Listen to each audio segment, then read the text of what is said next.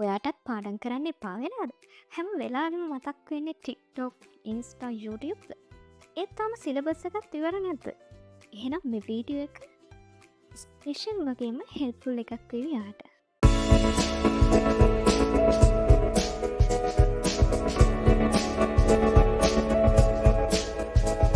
මේ දවස්වල හැමෝම කියන්නේ මට මතක නැහැ, මට ෆෝකස් වෙන්න බෑ, මොටිවේෂන් එකක් නැහැ කියලා. මේ හැම එකකටම සොලියුෂන් තියෙනවා. අද මම ඔයාලට කියලා දෙන ස්ටඩි ටිප්ස් ටික. එහෙනම් අපිත් එක්කම රැඳී ඉන්න.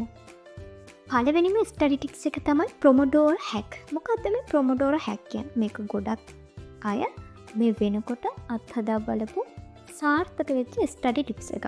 මේකෙදි කරන්නේ පැය භාගයක් අරගෙන විනාඩි 25ක් අපි ස්ටඩීස් වලට ෆෝකස් කරලා ඉන්න.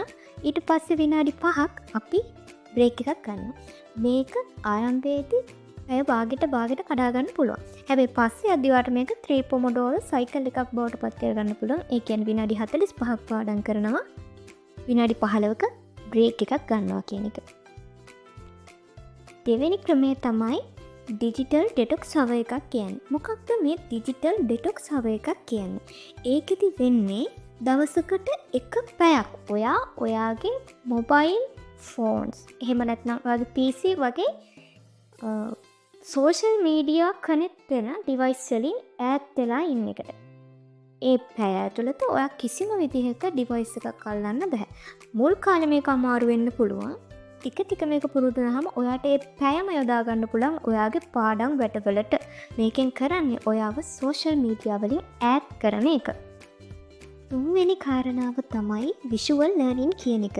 ඔයාලා දන්නවද අපේ මොළේට මේ විෂුවල් කියන එක ගොඩාක් වෙලාවට මතක හිටිනවා වැඩි. ඒ හින්දා අපි පාඩම් කරද්දී මයින්ඩ් මැප්ස්, කලර්ෆුල් නෝට්ස්, චිත්‍ර කතා ඇසුරෙන් පාඩම් කරන්න පුළුවන් නම් අපේ මොළේට ඒක මතක තියෙන සම්භාවිතාව වැඩි වෙනවා කියලා දැනට හොයාගෙන තියෙනවා. ඉතින් මේ ටිප්ස් ටිකත් අරගෙන හොඳ රිසල්ට් එකක් ගන්න ඔයාට ලැබෙන්න ඕනි කියලා මම හදවතින්ම ප්‍රාර්ථනා කරනවා.